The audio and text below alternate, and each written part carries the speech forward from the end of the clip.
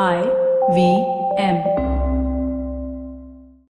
Hey everybody, quick request once again, if you could help us out by filling out our survey. It's at ivmpodcast.com/survey. This really helps us talk to advertisers about the kinds of people listening to these shows. Really do appreciate your help, and we're going to be doing a random drawing, and we'll be sending out some IVM swag. Hope you enjoy that. Hi. Hi, Sunetro. Hi, Farhad. Hello. How's it going? All good on the Western Front. It's okay. What West is this? Malad West. What else West? Okay. Greetings from Bandra West. Yeah. Soon to be Pune West. When's the move, by the way? Like, what's? I'm aiming for Feb. That gives you enough time to kind of wrap things here and stuff like that. Yeah. Feb or maximum March, but. I don't know why I should hold on anymore. So I think it's better. Yeah, and there's no liability. It's not like now you can work remotely, and I think it's a great opportunity. Why not? Sure. Yeah, totally. And it's gone to that point where now everything I'm doing, I think about it in Pune format. So for example, wow, that's amazing. So for example, today I bought Bath and Beyond. Yeah. Bath and Body Works. Bath and Beyond and Bath and Body Works. I always confuse the two. Are they the same company? No, they're not. Okay, so Bath and Body Works, I love their scented candles. Yeah. And they have an amazing sale going on, by the way, a Christmas sale. And their candles are fucking expensive, okay? But it's one of those, for me, I don't mind spending because it's worth it kind of thing. And they have like a 60% off on their scented candles and little buy two, get one free, buy three, get one free type thing. So today when I bought those candles, I realized I did not think of putting them in my Bombay house at all. I thought, in my Pune house, I'll put it on that. So that has started in my brain. But what the bigger thing that started in my brain, and the closer I get to considering this move now, is that for the first time, I will be going back as a gay person to my straight life. Like the last time I was fully gay, it all happened in Bombay. I feel like the full extent of my gayness was realized in Bombay, even though I lived my life as a gay guy pretty much. So it's like you live in an alternative reality now. Like it's like a... No, I mean, once I moved out of Pune is when I could really do all the hookups and the gay parties and, everything. The full extent of it. But when I used to live in Pune, I used to live with my family. I used to not have that level of grinder and, now let's meet up. Or I'm going out clubbing, we'll come back after 2 days kind of thing. But living on my own, I could do that in the city. Yeah. So it's kind of that's kind of something I'd love to talk about. That what if we were never gay? Yeah, fuck. I mean, that's just like I'm sure at some point of time in our lives we imagined life as a straight person when at least in my life I have imagined life as not a straight person, as a non-gay person, non-queer person. This was obviously at a time when we didn't realize the extent of queerness and it's interesting. I think it's nice. Let's retread those. Is it tough for you to imagine? Today? Yeah. It's like a reality I can't even imagine, because also, I mean, I've never been a dream weaver in terms of long-term stuff. I always thought of 10 years hence. So these plans, these imaginary sort of, situations that I had cooked up were they were 10-year plans when I was 15, 16 and ish 13, 15 around that at that time. So it's not like I had thought beyond the age of 33, 34, how old I am now. So it's almost but I see, I can directly compare what that picture was versus what it is now. And it's whoa. Yeah. Even for me, it just breaks down into like sexually. Yeah, I can totally imagine myself going back in time. It's not like I'm like, ew, girls now, and I'm not like that. But and sex is not even something I'm exactly. I'll bother talking about, like, because of course it's different. But I think I want to actually talk about everything else. Like, we always have an idea of the lifestyle we would have, right? Yeah. What is the lifestyle? What kind of, music would I listen to? What kind of food would I have? Like things An like alternate that. reality. Okay. Yeah. This is like those, don't they do a multiverse episode? Yeah. Or in Family Guy every season? It's like Yeah, that. yeah. Like in an alternate universe where if we both were not gay at all, what kind of music would I listen to? I am pretty sure I would listen to all music still. I'm dead sure. Like my love for music is such that I know I would still be listening to the gayest artists around, the straightest art. Because as a gay guy, I listen to death metal so many times. And not to say that, oh, gay guys don't listen to death metal. This would fit in that stereotype episode that we did. But as a gay guy, if I'm exploring everything, I listen to like hardcore rap. I listen to a lot of times. And if I go out and let's say there's an after party, right? Like, and the room is filled with gay boys, I obviously know what music not to play. Even though with my straight boys, I would play heavy. I don't know. I know it sounds stupid on one level what I'm saying, but like, I feel music-wise, I would still be like very, and I still wouldn't like musicals. What do you think? I think okay. So given that I'm also commenting on all of this from the point of view of what I would have turned into if I continued on the path that I was on when I was like 13 or 14 years old. Like, so at that time, there were certain very stupid yardsticks that I had built for myself. For example, the only kind of good music is music that won Grammys. The only good films are films that win Oscars, like shit like that. So as a result of that, for the longest time, I was like, Britney Spears is shit. Because Britney Spears hasn't won a Grammy. And the moment she won a Grammy for Toxic, I was like, Britney Spears is queen. So I think I'd just be one of those really obnoxious like follower people wherever if an album won, I remember being obsessed with Alison Krauss. I mean, I love her voice, but it's not like if I truly that, see, I have this thing where I respond to timbre. I have appreciation for music today, all kinds of musicians today. For example, John Williams, I think he's an absolute like genius, but I don't always love his tracks because I'm not into orchestral sort of scores. I like quieter scores. However, at that point of time, given that John Williams has like some 40 Grammys, I would have said, John Williams is the best music composer of all time. Like, I'd just be a follower. I think that's... So as a result of that, I remember saying, Alison Krauss is amazing because she's won so many Grammys. And I think I'd just be one of those really shitty, obnoxious Wikipedia searching people who would get all their information from Wikipedia.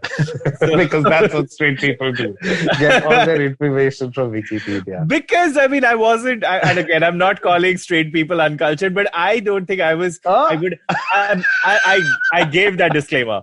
I don't think I would have consciously sort of, ignited this sense of, exploration of music, exploration of alternative music had I not started getting comfortable with myself. Like, the idea of categories stopped mattering after a point to me.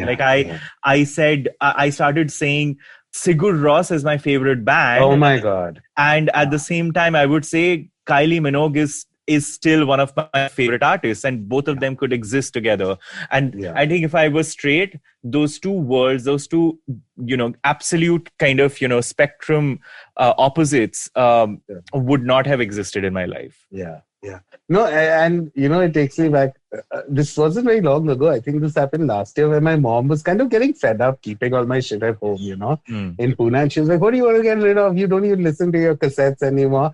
I remember looking at one cassette As in I was a huge mixtape child, by the way. I used to sit at wo ek left hand side mein original cassette dalo, right hand side mein you put the blank TDK 60-minute cassette, and then hit record, and I used to record mixtapes. And I remember I had a mixtape in which I had Marilyn Manson, Mohammed Rafi, whose, by the way, birthday it is today. While we I'm a huge Rafi fan. But what I'm saying is, I used to have Prodigy and Madonna, and these are all on the same cassette. Wow. Like there's Prodigy, Madonna, Marilyn Manson, Mohammed Rafi, Johnny Cash. I remember Walk the Line was on that cassette. Looking back, I was like, I really feel like in terms of pop culture choices, I know like I would still... It's like my best friend, Mickey, right? A lot of times he like recommends shit to me, and sometimes he'll recommend like a gay TV show to me. For example, have you seen... Not You. Shit, I forgot the name now.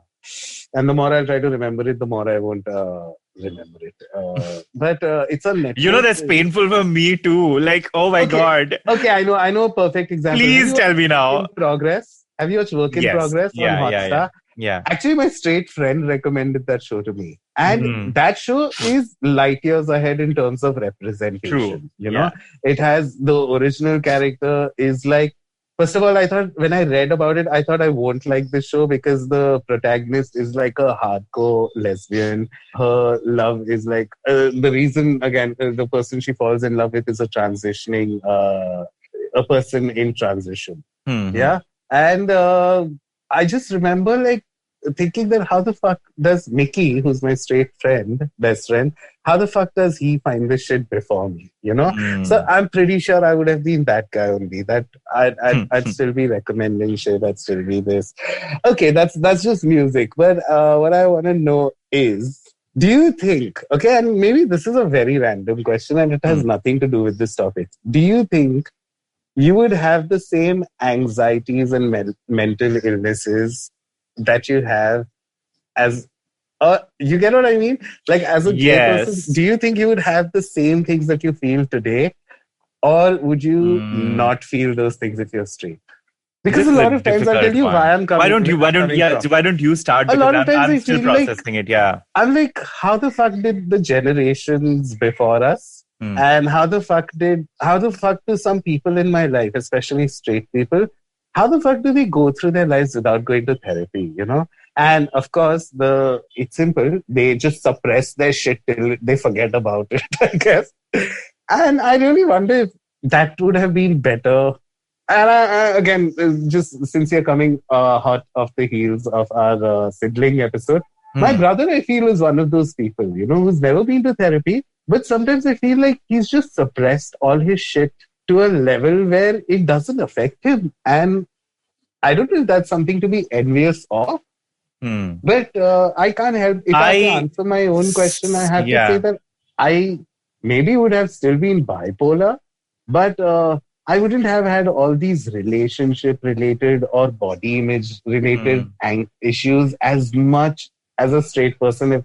I think, here's the thing. I do feel like I would be a lot more comfortable also with kind of just suppressing all of this shit. Like I think mental health would just be a weakness. I think that's what it would be for me, because if you saw it as a straight person, you mean? I think so.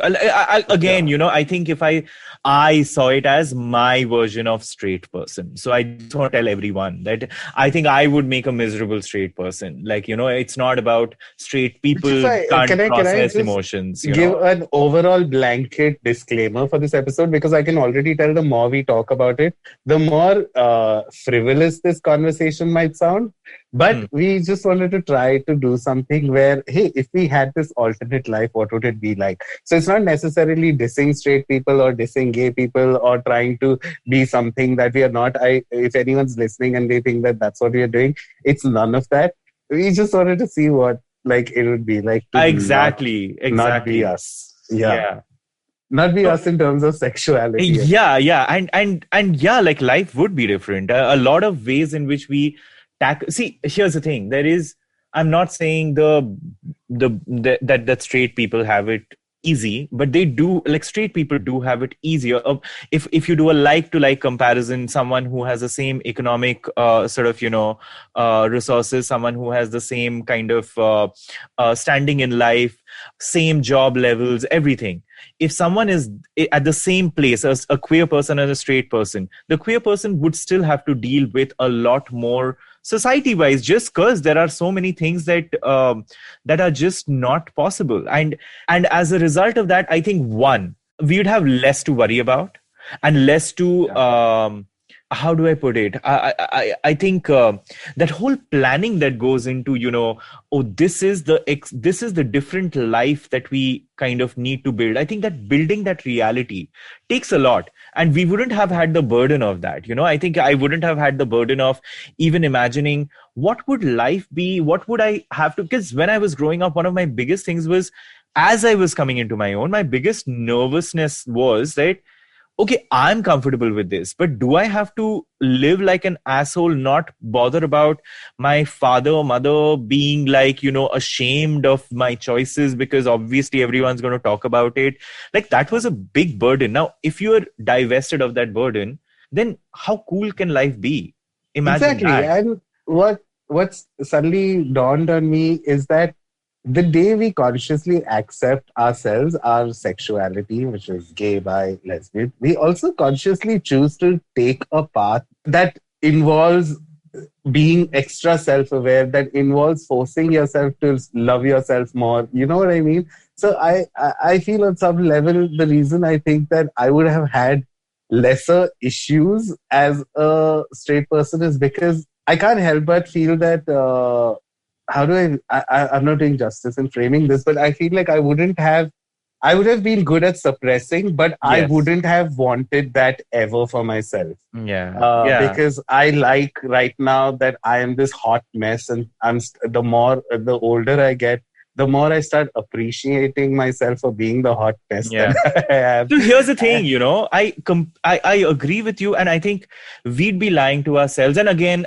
I'm not talking about like, a generation of queer individuals in, let's say, 2022, 2023 in a first world country where it's far easier compared to what it was like. Oh my God, I sound like an old person, but what it was like for us growing up, where we didn't have, role models and stuff like that. But for us, it is true that, I mean, being gay was a more difficult reality than being straight. And coming to that, there have been days when I was kind of, on both sides of the fence, where I was like, oh, so I like women, I like men. But maybe if I stick to the women's side of it, it'll just be a calmer, quieter. I would have to fight less in life. I would have to push back less in life. I think that would definitely be one worry that would be off my head while growing up, And I think I would be far less nervous and bothered about, oh, who's saying what, who's doing what about me, like is there someone like, whispering something. Like, I think if I were straight, that wouldn't have bothered me, like, and it did bother me because I hadn't come into my own as a queer person by then. So I think that would be an interesting thing. Okay, so let's take it a step ahead, right? Do you think you would have gone through the usual got married, had kids? Again, this is all fictional, yeah? It's entirely fictional. I think I would have. Totally gotten married. So here's the thing. I wouldn't have had I know that I wouldn't have had a traditional sort of marriage. I would have had like a live-in relationship with whoever I was. Because I think the one thing that would have stayed was the sense of tradition was never like something that I loved. Of course, there were things like, sweetness when it comes to just relationships and doing things together. Those are things that I irrespective of my preference is something that I need to stop talking like using that word, but my orientation, irrespective of my orientation, that's something that remains.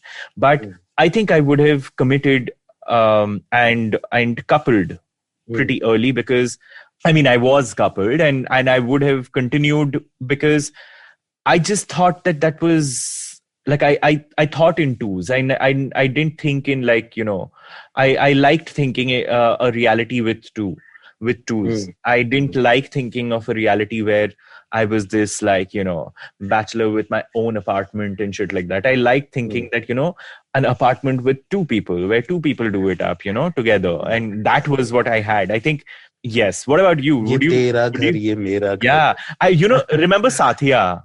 Oh, yeah. Yeah. Vivek So, Oberoi. yes, like that kind of reality was something I was very like happy. Like, two people kind of, building a house from scratch. And that was like very romantic for me. That was I think that would be my reality. Yeah. What about you? You like, would you be a homebody and like a home proud person? What's turning out to be funny is that the more we talk about this, the more I realize that I feel, again, I would have been exactly the same. Like, I would have been this weird ambivert, extrovert, introvert person that I am. I, for some odd reason, feel like I would have still been single by choice because I love myself too much. But I'm trying to put on the lens where I did date a lot of women, like seriously, with the intention of probably, getting married eventually. Because this was at a time where I knew, again, my level of comfort with my own sexuality might not have been closeted ever. But I have to say that at no point did I deny the fact that I was into men throughout my life. So even if I dated, somewhere in my head, I felt like subconsciously, to avoid whatever society thinks and whatever my family would say, that, I am into men for sure, and I was vocal about it. But I had convinced myself on some level that in the end, I will end up with a woman only.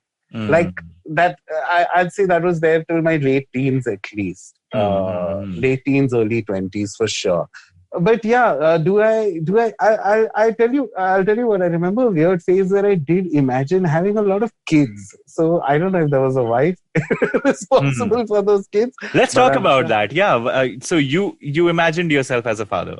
I imagined myself as a father. Tell me more. What kind of a father? What kind of a father? Without, again, just, can I be shameless? I think I'd make a great fucking father. But that's not a type. Everyone wants to be a great father. No, hang on. I think I'll either make a great fucking father, or I am totally oblivious to the fact that I think I might make a great fucking father, but actually when I have a child, I might be a terrible father. It only exists in those two spectrums. I don't see myself. Yeah, but that's what I'm saying. See, these are qualifiers which are very, very subjective. Yeah. But what I'm trying to say is, objectively, what kind of a father did you imagine you would be? Like, what kind of things would you like?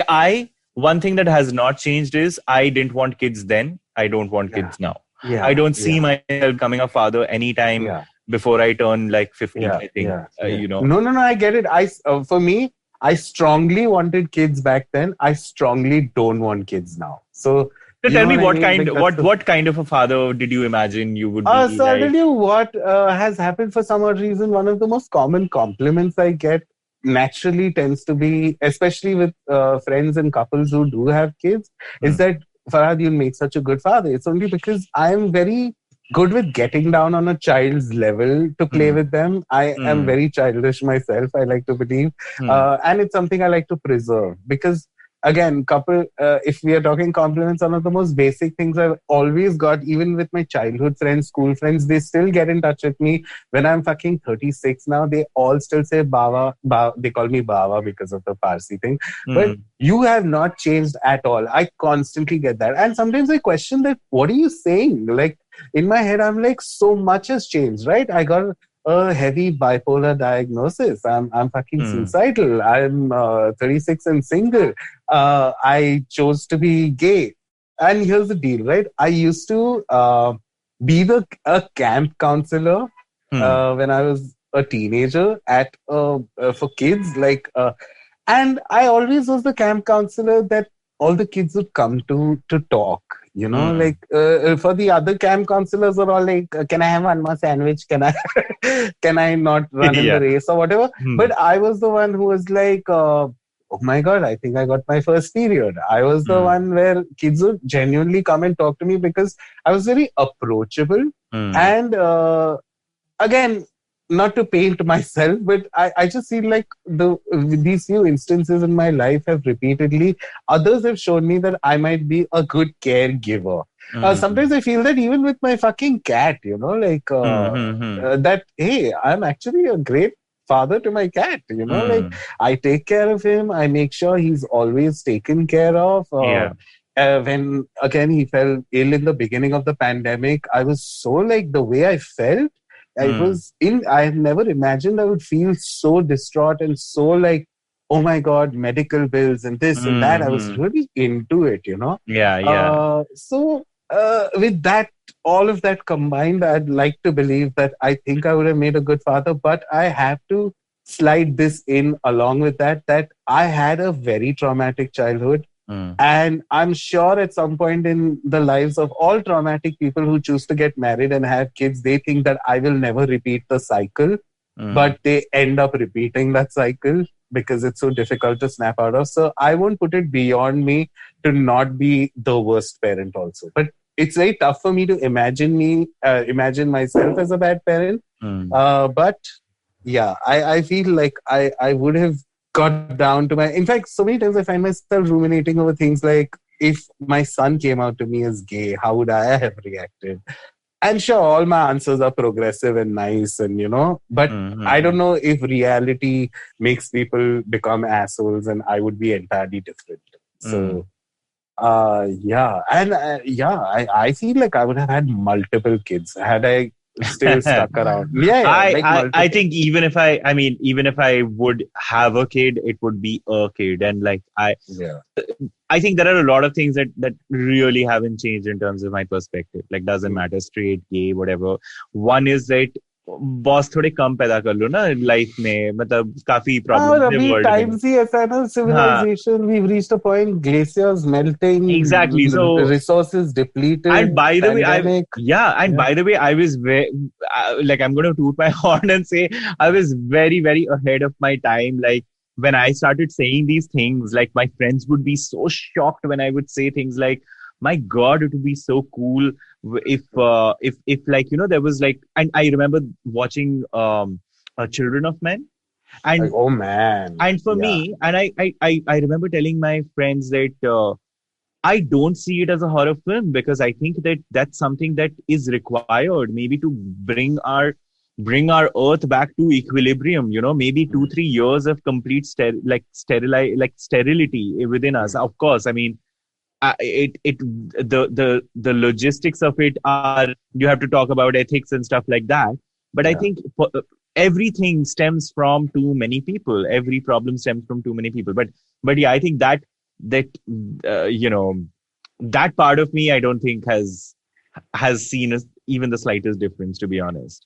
Okay.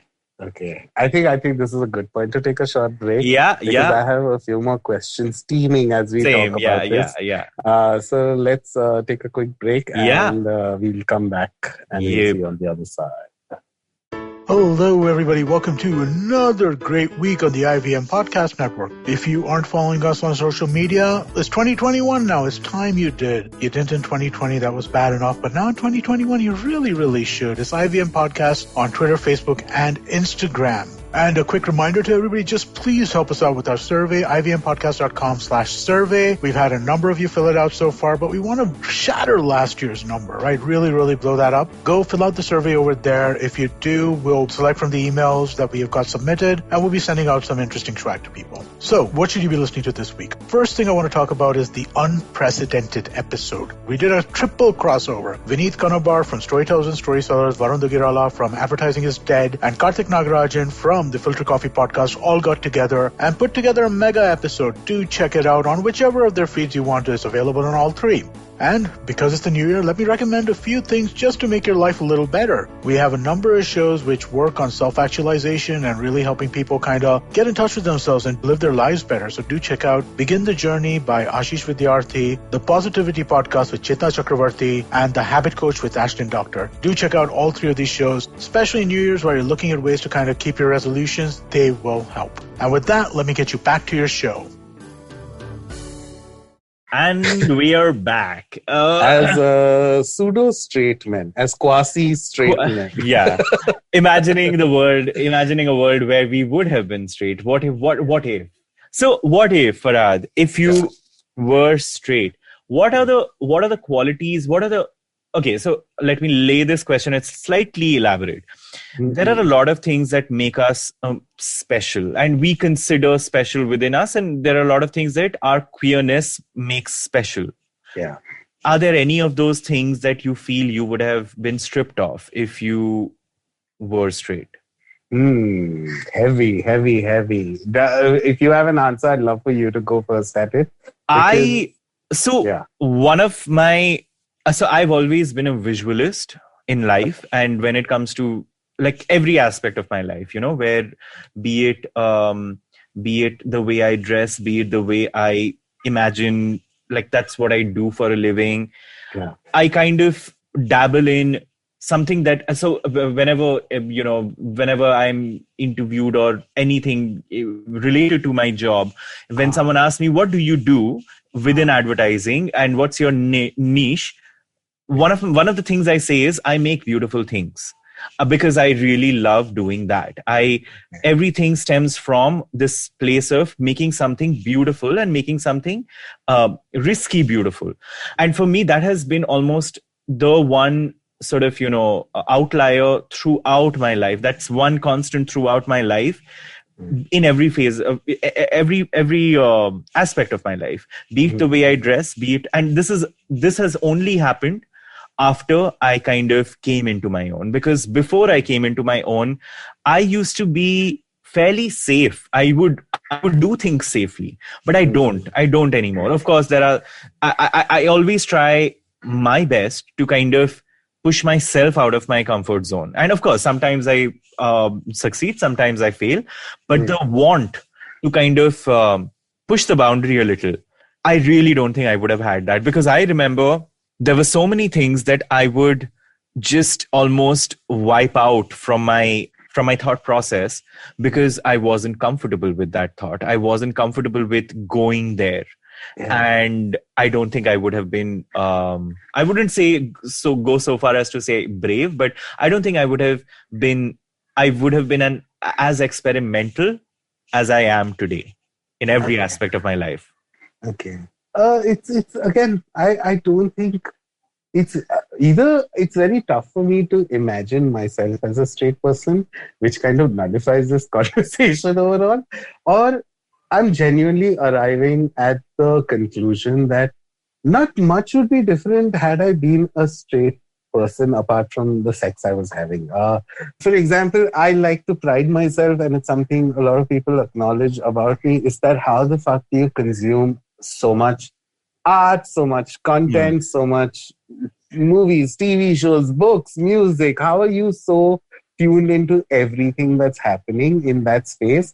And I genuinely don't have an answer from them apart from the fact that I genuinely love looking for this shit. I love looking for it, which is so true for you also. I know you watch great films, you watch great movies, all of it, right? Like, so I really can't imagine a life without it, which is why probably all my answers are like pushing to, I don't know if I would have been stripped of anything had I been straight, because I feel like my core would still desire these things. In my deepest, like the center lava wala zone of me, I feel like, that would have been, the processing unit would have been the same. Only like, it's like the difference between a Windows and a Mac. That's it. But the unit, the processing power is the same. I mean, you would want to be a Mac at the end of the day, like the design. Hello. I'm not a Mac. I'm a Windows guy. It's so funny, when I got this new job, they said, we'll give you a new laptop and stuff. Which one do you want, a MacBook Pro and all of that? I said, no, I want a basic Windows. And they were like, wow, you're the first guy who we offered an Apple to, and you said Windows. It's just, I know how to use Windows better than Mac. Like, fair. I mean, if you're used to it, then I know, honestly, Windows has come a long way. So fair. And I get it. It's the design and the beauty and the shape and everything with Apple. But for me, it's about functionality. And I feel like as a basic operating system, I just love Windows more, which is an entirely different conversation. Yeah. Which platform? Linux. Who likes Linux? Message up to you here this episode. Is it Linux or Linux? I don't give a fuck. Android. Who is Android? I'm Android. I'm 100% Android, and I will continue being Android. So here's the thing: when it comes to, I mean, this is veering into a different zone altogether. When it comes to my laptops, my desktops, and stuff like that, I'm an Apple guy end to end. But when it comes to my smaller devices, that's when I say Android, baby. Amazing, yeah. But do you think that you would? What about your confidence levels? Would it be more? Would it be less? I do think that I would have been far less confident. And there are multiple reasons. Part of the reason would be maybe because I would have been stripped of a large part of the struggle that I grew up with. Maybe that is one thing. The other thing would be the crisis of identity. That's something that really puts a perspective on things, and it's such an internal sort of maelstrom that you sort of go through. It kind of hardens you up, and it really brings things into perspective again. So what about you? Oh my God, I'm so happy you said that, because you helped me realize that I would have absolutely had no confidence if I was a straight person. Because I realized, for me, I always use my sexuality as the unique thing that makes me unique.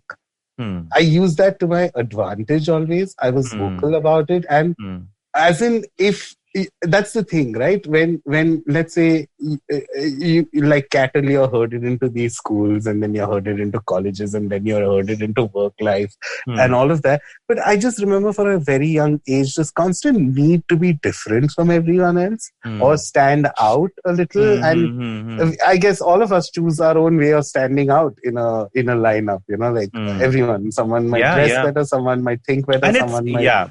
And it feels good. It feels good to kind of stand out. Yeah, but I feel like if you really because of your question, it makes me analyze myself, and I really do come to the conclusion that fuck that, I've modeled my humor, the way I interact with people, the way I interact with straight people, everything in a way that I leave some kind of trace in their head, that I am impressionable, and my sexuality has been a huge part of that. So in the absence of me not going down that road at all, I feel like I wouldn't have explored this huge side of me, which has taken me and where it has landed me now in life. I feel like that part would have been, my straight life would have been absolutely devoid of that. And in terms of confidence, I think I would just be like a cog in the wheel, just another brick in the wall kind of human being. Like, I don't know, I would have totally been that. I strongly believe that. I would genuinely, I feel like I would have held back so much more in life. Like, I would have, like I was saying, one of the things that I attribute directly to my sexuality and me experimenting with my sexuality is just the idea of opening myself up to horizons and just having different new perspectives and just, I do feel I would have been half the person I would be today, like I am today, because I would have held back. I would have, like I said, I would have chosen the safer paths. I would have chosen the, let's wait for someone to do this maybe. And then I would have still done adjacent stuff that I'm doing today, of course. But I don't think I would have been, I would have been less fearless for sure. Yeah. I definitely would have been less fearless. Holy shit! Can I totally throw this in a different direction? Yeah. What do you think would have happened if you were a straight homophobe? Oh my God! Oh my God! I can't imagine. Actually, I can imagine myself being a homophobe. I totally can. I know that requires some level of honesty for me to say that, but I think I think maybe I definitely wouldn't be a homophobe, but maybe I would be a transphobe. And by transphobe, I can imagine that I would have gone down that direction, not in the sense that I would have hated the trans community. I would have been uncomfortable with the trans community because I wouldn't have understood. Sure, they were not. They were out of your sphere of and it was just like, I don't think I would have had the empathy. And I think somewhere down the line, if I'm being honest, maybe a lot of straight people just don't feel that empathy for us as a community, because how could you know what we go through? Look at us analyzing straight people and helping them understand why they are going through what they are going for them. That also work we only have to do. सब कुछ हमें ही करना पड़ता है. And you know why I suddenly asked that was because I'm at a very weird point in my therapy in life. And this is not like my last session or something in therapy, but there's been a standard color that paints every few years of therapy. And I remember the first couple of years, I was very like anti-women because of my traumatic relationship with my mom. You know, that in my head, I would be like, oh, women are like, and I hate that. I hate that now because that's the kind of shit that WhatsApp forwards are made of. You know, that women do so much kach and women are so annoying and nobody can understand women. I really was that guy on a very, I would say, amped up level, where I was like, I had to question myself, Farhad, are you a woman hater? You know, like straight up. And again, therapy undid that. And I love women. I love everyone now. That's great.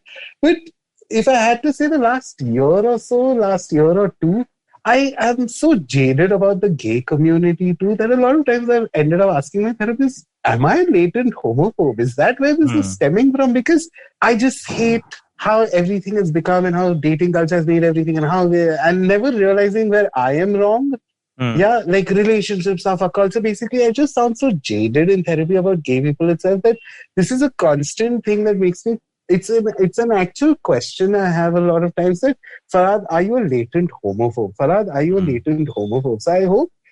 I don't know because again, it's this entire whole episode is of hypotheticals. That if I would have been a strong, vicious homophobe if I was straight, I like to believe that I would have been live and let live even then. Okay. But yeah, I feel like I would have been a bit of a oddball around gay people for sure. I feel it. I feel it in my this. But then again, that's conditioning, right? Like you're taught to like, over years, you're conditioned without you wanting to, and without people wanting to condition you in that way. Society and times have shaped themselves to make you feel a certain way towards certain things. And that's wow, now I'm justifying straight Farhad, like why he feels like that's all. But well, this is a very weird. I feel like we've chosen a totally different track today for a conversation. I really like it though. Like, I mean, it's uncomfortable for me. It's uncomfortable. That's the thing I love. I've started liking uncomfortable conversations because I feel like, you know what? I think was it you that I was talking to you about this whole thing of, painful songs. We are kind of. I think it was Patton Oswalt who on one of his stand-up acts, he said that, we are taught because we are kind of glued to the screens and we have so much control over everything that whenever there's a song that kind of has an emotional resonance, we move. Like anything that really has the power, and songs and music has the power to kind of, hurt us, and we immediately switch songs. However, if you let an emotion carry, if you let an emotion flow, you can come out a different person by the end of it. It's like a microcosm of a metamorphosis. And I feel like difficult conversations, uncomfortable conversations are exactly that. We avoid it like the fucking plague. We love avoiding difficult and uncomfortable conversations like the plague. But if you have two people who are part of a conversation who are equally invested in the conversation and there is respect in the conversation, I think great things can happen. Yeah. What do you think your professional life, do you think it would be drastically different? No, I think I still would have been in the creative field for sure. Yeah. I do feel, again, I think I would have Drinking beer. I don't, I mean, I would still have taste, Farhad. Yeah.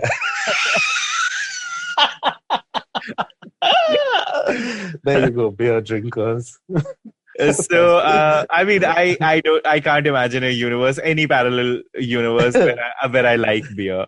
I genuinely can't, because I've never liked it. I just never liked awful. it. So I do think that I would have been a far quieter, meeker version of myself at work. I think I would have been okay not being in the spotlight, and I would have been okay not being at the forefront. And as a person now, I love being in the forefront. And I don't mean attention hog. I mean, like, I love doing the dirty work, like up front and center. I love getting my hands dirty. And at that point of time, I'll do the background. Like, I'll be in the background, and I'll be comfortable being in the background. I think I would have been comfortable with that. And there's nothing wrong in that. I just would have been that person, I feel. Yeah. What do you think you would have worked as? Like, would you have... I think I can imagine a parallel universe where you would be a chef, to be honest, because... I totally do too. But that's what I'm saying. I did that also as a out and proud person. I was a chef temporarily for 2 years before last year. But what I'm saying is, I do remember there was this specific thing I used to do a lot in my earlier jobs, which is, again, because I was out, right? I wouldn't be outright at work, okay? Because there's always that worry that it might affect your job a little. Yes. Living your gay life too much at work. Yeah. You know how people segregate like work time and outside of work time? Yes. I remember doing that with my sexuality too. And in the process, I remember being extra manly at work for some odd reason. Like, I would always sit, like, my voice would go deeper, and the way I put my leg right now and the way I would sit in office was entirely different. Like, I would never like sit with my legs crossed. I would always sit with, like, my ankle on my knee. And I remember doing that a lot. And also then, if someone was like, were you dating anyone? Or like, if they followed me online and all, they'd know that, okay, this dude is into dudes, which I again found kind of amusing to see their reaction. Yeah. And in fact, again, it used to irritate me so much, because when you say that at work, immediately the first thing you get is, I have a gay friend too, Oh my God. Yeah. But... would you have been social as a colleague if you were straight? I feel like I would have been, again, I would have just been another cog in the wheel. No. I feel like I would have been how in all these movies that are about unrealized potential, and you want to be an artist, but you're not realizing your potential. Yeah. I feel like I would have been one of those boring everyday, go to work, not do much, come back. I feel like I would have been hella creative still. But I just feel like I would have dumbed that down had I not like accepted myself for who I am. Yeah. I feel like I would have totally played that down or dumbed that down if I was stuck on a straight job. And actually, I want to make a very important point here for people who are listening. This is a double-edged sword, right? Because I have noticed in my earlier on in the career, I had to be a little careful about letting people into my life, work people into my life, because naturally, even whether gay or not, I genuinely don't like hanging out with work people outside of work. I never want to get that drink after work. I never want to go for a retreat. I just hate it, because I'm like, I literally hang out with you the entire day. Please do not, can I just go home and be gay? It's not like I want to have an active lifestyle outside, meet friends and go nothing. I just want to go home and be fucking gay. It's tiring to sit with my legs not crossed all day. Yeah. But I have to say that because of how HR norm, it has become an HR norm for now to be gender inclusive and sexuality inclusive and all those things. Yeah. I feel like a lot of companies now do look forward to adding LGBT, and even in that they'll be a little stupid and funny. For example, I'll tell you, I found it very weird on my last job. on my new job, right? On my CV, it is written that I host two LGBTQIA plus podcasts, and that was, I guess, a hint to them that, oh, this guy might not be straight, okay?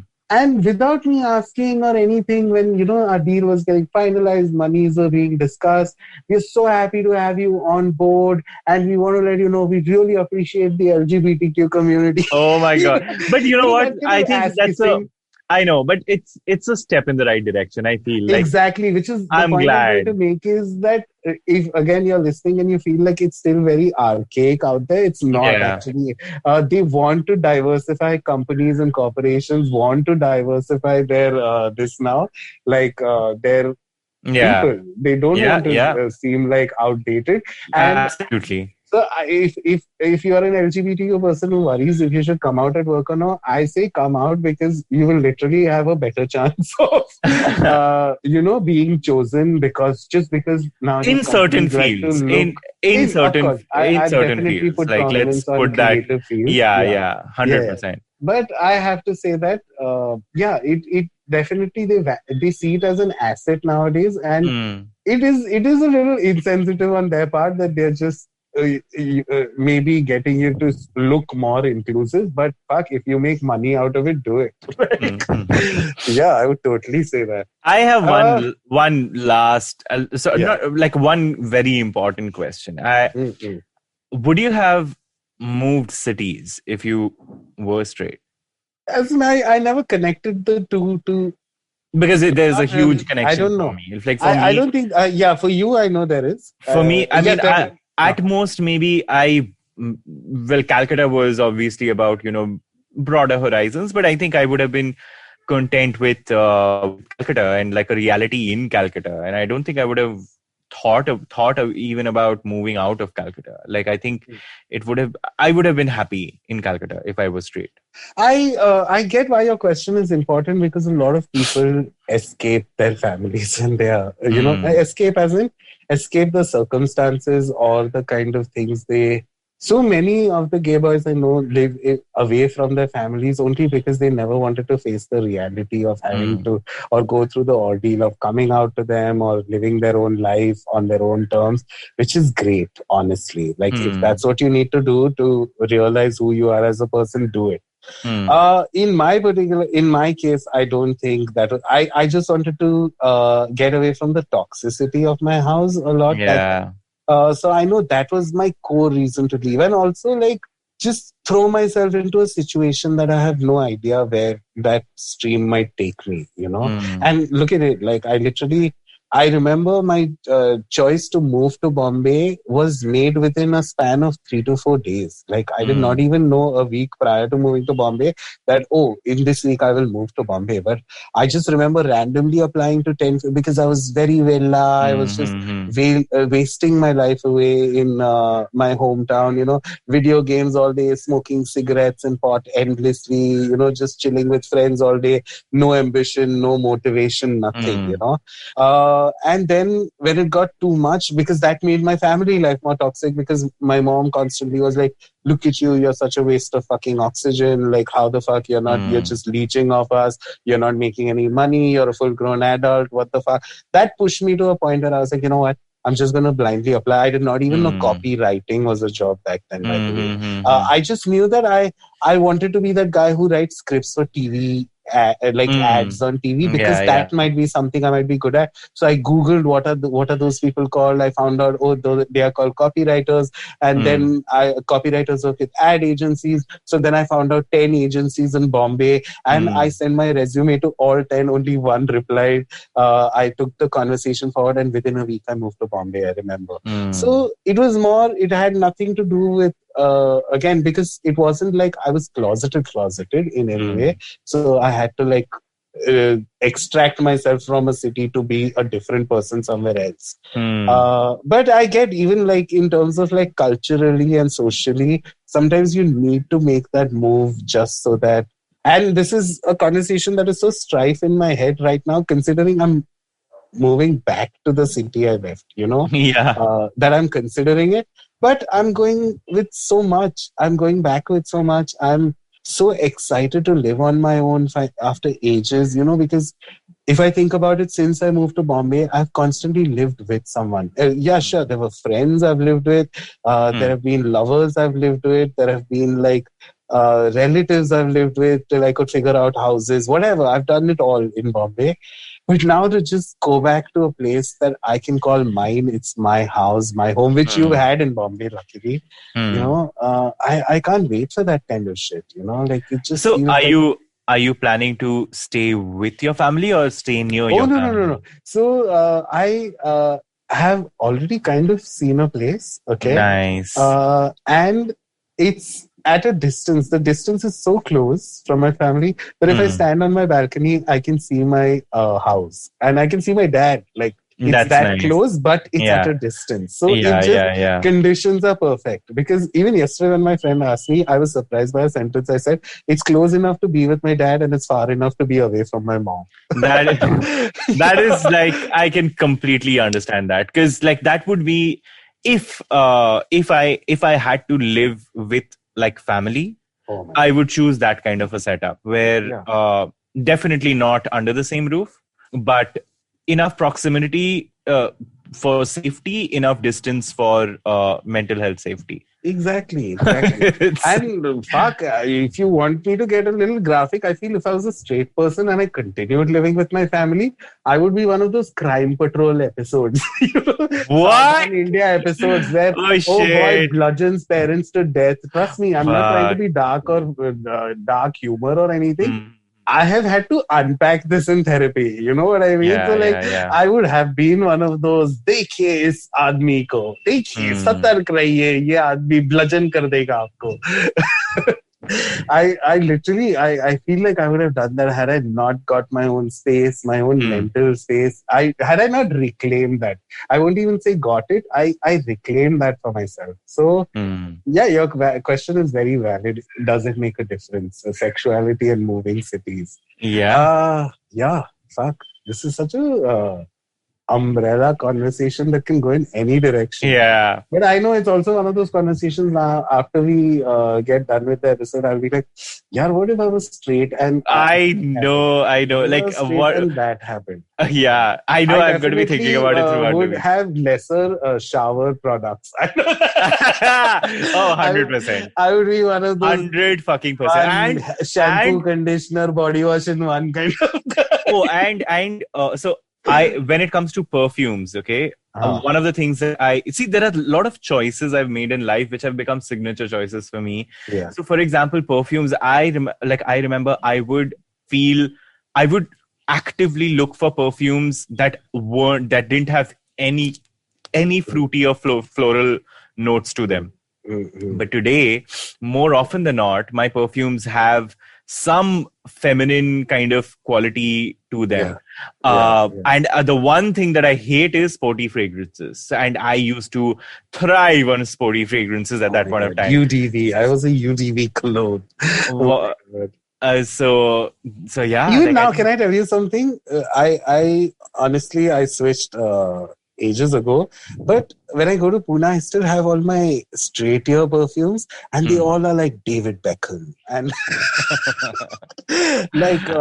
Brute and Old Spice. Old Spice aftershave, and I was like, now I think I'd be a little more Kiehl's or St. Ives. Yeah.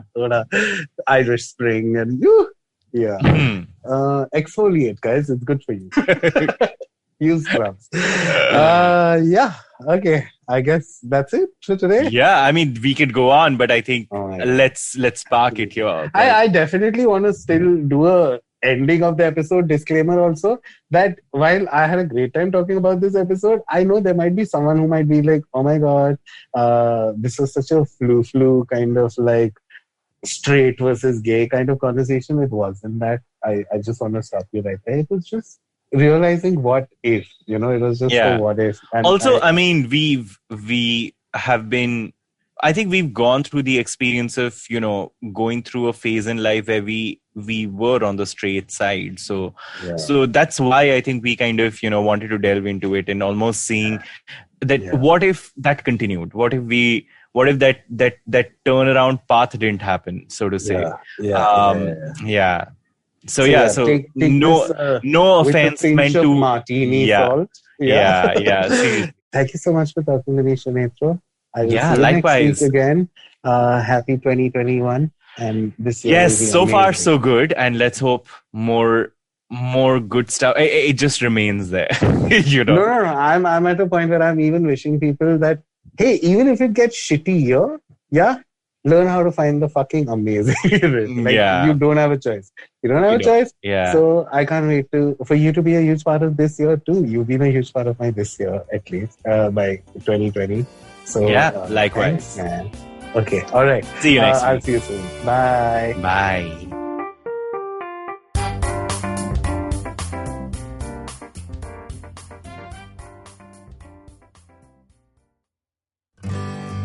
Working Monday to Friday glued to your chair making you feel dull? Worry not. Get your 5-minute weekly dose of travel around the world with postcards from nowhere. Join me every Thursday as I explore the strange, obscure and fascinating parts of the world and bring out facets of travel you may not have thought of before. You can find us on the IVM Podcast app, website or wherever you get your podcast from. Whether you're an established sports person or a budding one or simply a sports enthusiast, join us, Tanvi and Shlok. We are two passionate pro badminton players talking policy, mindset and everything sport. So tune in to The Millennial Athlete every Monday. Only on the IVM Podcast Network. Trust us, it's gonna be lit.